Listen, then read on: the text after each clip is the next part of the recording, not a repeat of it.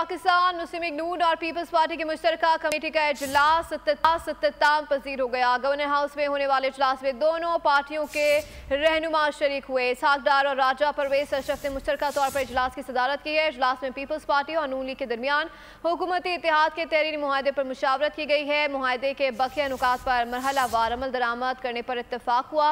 कुछ नुकात पर अमल दरामद फौरी और बाकी नुकात पर टाइम फ्रेम देने पर इत्तफाक। पीपल्स पार्टी पंजाब के जीतने वाले जिला में मर्जी के अफसरान तैनात होंगे। अपडेट कर रहे हैं पाकिस्तान मुस्लिम लीग नून और पीपल्स पार्टी की मुश्तरका कमेटी का इजलास इख्तिताम हो गया है और इस वक्त आपको बराह रास्त लिए चलते हैं। इस वक्त इजलास के बाद हसन मुर्तज़ा मीडिया से गुफ्तगू कर रहे हैं।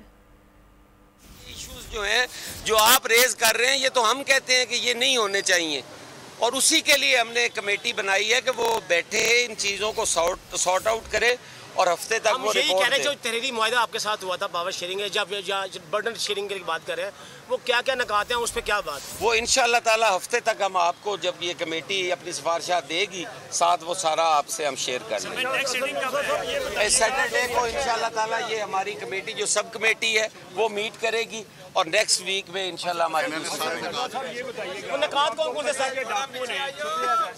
दाखिला के अफसरों को धमकियां लगानी शुरू कर दी है और फोन करके कह रहे हैं कि आपने ये हमारे नाम क्यों डाले, कौन होते हैं आप?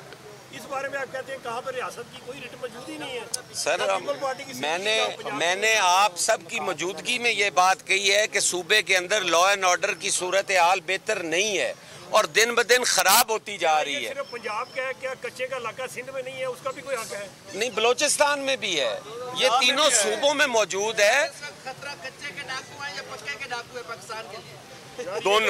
दोनों। लाहौर में इस वक्त मुस्लिम लीग के रहनुमा हसन मुर्तज़ा मीडिया से गुफ्तगू कर रहे हैं। उन्होंने कहा कि इजलास में नून लीग और पीपल्स पार्टी के दरमियान पावर शेयरिंग पर बात हुई है। उन्होंने कहा कि खुशगवार माहौल में बातचीत की गई है। सब्सक्राइब करें और बेल दबाएं ताकि कोई खबर रह न जाए।